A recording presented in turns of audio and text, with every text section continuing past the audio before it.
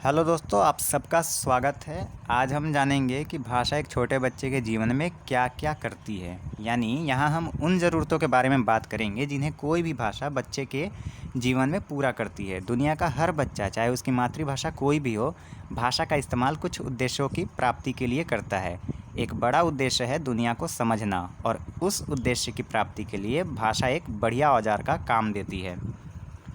जिन लोगों ने बच्चों की भाषा का अध्ययन किया है, उनके अनुसार बच्चे बातचीत की बुनियादी क्षमता हासिल करते ही भाषा का प्रयोग अनेक मकसदों के लिए करना शुरू कर देते हैं। चलिए इनके बारे में एक एक करके बात करते हैं। अपने काम का संचालन। आपने देखा होगा कि छोटे बच्चे कुछ करते हुए ज़रूर कुछ ना कुछ कहते रहते हैं, बोलते रहते हैं, है ना। बच्चे कुछ करने के साथ साथ उनके बारे में बात करते जाते हैं। यह उन्हें अपनी गतिविधि कुछ और देर तक जारी रखने में मदद देती है और उनकी दिलचस्पी बनाए रखती है। इससे फ़र्क नहीं पड़ता है कि उसे कोई सुन रहा है या नहीं। दूसरों को सिर्फ ये कुछ बुदबुदाहट की तरह सुनाई देता है। केवल बच्चा ही नहीं, हम बड़े भी कई बार ऐसा ही करते हैं। हम कोई काम कर रहे होते हैं और साथ में कुछ ना कुछ कहते रहते हैं। जो शादी विवाह में जो रस्म होती है, उसमें गीत संगीत इसीलिए बनाए गए हैं कि जो काम हम कर रहे हैं उसमें हम इंटरेस्ट हमारा बना रहे, हम बोर ना फील करें, है ना। दूसरों के क्रियाकलाप और संचालन का ध्यान का संचालन। बच्चे अजीब या आकर्षक चीज़ों की ओर ध्यान खींचने के लिए भाषा का इस्तेमाल करते हैं। उन्हें उम्मीद रहती है कि जिस चीज़ ने उनका ध्यान खींचा है वह उनकी बात सुनने वाले का ध्यान भी खींचेगी। एग्जाम्पल के तौर पे यदि आप बच्चों की किसी टोली को गौर से देखेंगे तो पाएंगे कि वे एक दूसरे का ध्यान अक्सर किसी ऐसी चीज़ या चीज़ की किसी ऐसी विशेषता की बात करके खींचते हैं जिसे वे सोचते हैं कि दूसरा देख ना पाया होगा। दूसरों से उम्मीद प्रकट करना ही भाषा के इस उपयोग की विशेषता है। उम्मीद यह कि जो मैंने देखा है उसे दूसरे भी देखना चाहेंगे। यह उम्मीद मानवीय संबंधों और साथ साथ रहने के आनंद की एक गहरी मान्यता पर टिकी है। यदि वह व्यक्ति जिसका ध्यान खींचा जा रहा है इस उम्मीद को पूरा नहीं करता है तो भाषा के विकास की बुनियाद को चोट पहुंचती है। खेलना। अधिकतर बच्चों के लिए शब्द 2.5 साल की उम्र से खेल और खुशी का प्रमुख साधन बन जाते हैं। अलग अलग स्वर में दोहराकर, नए रूपों और मौलिक संदर्भों में रखकर बच्चे शब्दों से खेलते हैं और संतुष्ट होते हैं। गलत जगह पे गलत शब्द का प्रयोग उन्हें भाता है। उन्हें ऐसी कविताएं जल्दी से याद हो जाती हैं जिनमें इसी तरह की शब्दों की खींचतान की गई हो। मतलब यह है कि छोटे बच्चे शब्दों को खिलौने की तरह इस्तेमाल करते हैं। शब्दों से खेलना बच्चों की रचना शक्ति और ऊर्जा को बाहर लाने में अनोखी भूमिका निभा सकता है। हम बचपन में हमने भी ये किया है कि अकड़ बक्कड़ बम्बे वो 80-90 पूरे 100 में लगा धागा चोर निकल के भागा। इस तरह की हम भी जब छोटे थे तो खेला करते थे शब्दों से, है ना। समझाना। बच्चों की बात का मकसद कई बार यह बताना होता है कि कोई चीज़ कैसे हुई।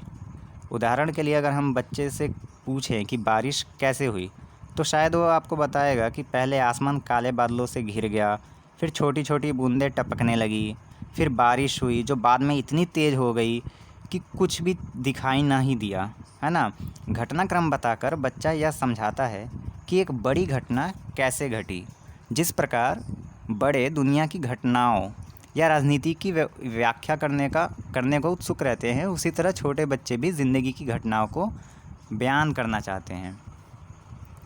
जीवन को बयान करना। बड़ों की तरह बच्चे अक्सर भाषा का प्रयोग बीते हुए को याद करने के लिए करते हैं। कोई घटना, व्यक्ति या कोई छोटी मोटी चीज़, जो चीज़ अब हमारे आसपास नहीं है, हम शब्दों के ज़रिए फिर पैदा कर सकते हैं। और इस तरह जो रचते हैं वह कई बार इतना यथार्थ दिखता है, इतना वास्तविक दिखता है कि हम उस पर लंबे समय तक बातचीत कर सकते हैं। बच्चे अक्सर चीज़ों और अनुभवों को इसलिए बयान करते हैं कि उन्हें स्वीकार कर सके, यानी कि जो उनके साथ हुआ है वो उसको स्वीकार कर सके, इसलिए बार बार दोहराते हैं कि हाँ ये मेरे साथ हुआ है। यानी कि किसी चीज़ से डरा हुआ बच्चा, अगर एग्जांपल हम देखें तो किसी चीज़ से डरा हुआ बच्चा उसके बारे में बहुत बार बात करता है। ख़ास तौर से जब बच्चा किसी नई बात से चौंकता है तो उसे आम चुनावों में शामिल करने के उद्देश्य से कई बार दोहराता है। यानी कि ये जो हुआ है मेरे साथ ये आम है, ये ऐसा कुछ नहीं है जो अलग है, इसलिए वो बार बार उसके बारे में बात करता है। चौंकाने वाली घटना में जो अनिश्चय, जो भ्रम और कई बार डर छिपा रहता है वो उसे दोहरा के दूर कर देता है ना। जुड़ना। जब हम किसी की कहानी सुनते हैं जो उसके अपने या किसी दूसरे व्यक्ति के अनुभव पर आधारित होती है, तो हम उस कहानी के चरित्रों और घटनाओं से स्वयं को जोड़ने की कोशिश करते हैं। कहानी से जुड़ने की खातिर हम अपनी मौजूदा ज़िंदगी और यहाँ तक कि अपने सीमित अनुभवों को लांघ जाते हैं। जब हम मूवी वगैरह देखते हैं तो हम अपने आप को उस जो अभिनेता है उसकी जगह रखते हैं और ख़ुद वो फील करते हैं, है ना। जब कोई बच्चा ऐसे ही किसी खिलौने की भावनाओं की चर्चा करता है तो वह स्वयं को खिलौने की स्थिति में रख रहा होता है। यानी कि जब बच्चा छोटे बच्चे जब खिलौने से खेलते हैं तो जब चोट लगती है खिलौने को, तो उनको लगता है कि वाकई में खिलौने को चोट लगी है, और वो महसूस करते हैं कि चोट लगा होगा तो खिलौने को कैसा महसूस हुआ होगा, दूसरे पर क्या बीत रही है, यह हम भाषा के जरिए अनुभव कर सकते हैं। और ये काम बच्चे भी करते हैं। तैयारी। बातचीत का विषय बहुत बार ऐसी घटनाएं होती हैं जो अभी घटी नहीं है, और उनमें कुछ ऐसी भी होती हैं जो शायद कभी घटे ही ना। बच्चे कई बार अपने डर, अपनी योजनाएं, अपेक्षाएं और अजीब परिस्थितियों में क्या क्या होगा इस पर अपने विचार प्रकट करते हैं। भविष्य की तस्वीर रचने में शब्द उनकी मदद करते हैं। कभी कभी यह तस्वीर भविष्य को साकार बनाने में मदद करती है। कभी ऐसा भी होता है कि यह तस्वीर उन्हें भविष्य का सामना करने की ताकत देती है। ठीक। पड़ताल और तर्क। हर एक स्थिति में एक उलझन छिपी होती है जिसे हल करने के लिए छोटे बच्चे को यह ढूंढना पड़ता है कि अमुक चीज़ अपने मौजूदा रूप में क्यों है। कई प्रश्न ऐसे होते हैं जिसका उत्तर छोटा बच्चा सफलतापूर्वक ढूंढ सकता है, जैसे बस एकाएक क्यों रुक गई, उसे ठंडे पानी से नहाना क्यों पसंद नहीं है।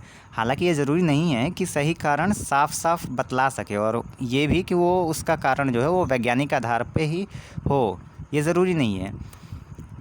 जनरली इसके अलावा कई समस्याएं ऐसी होती हैं जिन्हें छोटा बच्चा वैज्ञानिक अर्थ में नहीं सुलझा सकता, जैसे बारिश क्यों हुई। इसके बावजूद ऐसी समस्याएं भी पड़ताल के लिए भाषा के प्रयोग के बहुत उम्दा मौके उपलब्ध करा सकती है। इससे फ़र्क नहीं पड़ता कि दिया गया कारण सही है या नहीं। महत्व इस बात का है कि बच्चा भाषा का इस्तेमाल तर्क करने, किसी नई बात को बूझने के लिए करे। भाषा से यह काम लेते बड़ों को कोई बच्चा जितना अधिक सुनेगा, भाषा का यह काम उतना ही बच्चों की पहुंच के भीतर आता जाएगा। ठीक। यदि बच्चों के साथ हमेशा आदेशात्मक, निर्देशात्मक, रूखी भाषा का हम प्रयोग करेंगे, उन्हें प्रश्न पूछने की इजाज़त नहीं देंगे, ना कोई उनकी बात धैर्य से सुनने व समझने का प्रयास करेंगे, तो ऐसा होने की बहुत संभावनाएं हैं कि ऐसे माहौल को पाने वाले बच्चे बड़े होकर जायज़ प्रश्न भी ना पूछे, अपने आप को अभिव्यक्त करते हुए ना किसी की बात धैर्य से सुने और ना ही धैर्यपूर्वक अपनी बात दूसरों को समझाने का प्रयास करें। उम्मीद है कि ये बातें सारी स्पष्ट हुई होंगी, है ना। तो आज की इस कड़ी में बस इतना ही। तब तक के लिए आप अपना बहुत अच्छे से ख्याल रखिए। अगली वीडियो में मिलेंगे। हमारे साथ जुड़े रहने के लिए बहुत शुक्रिया।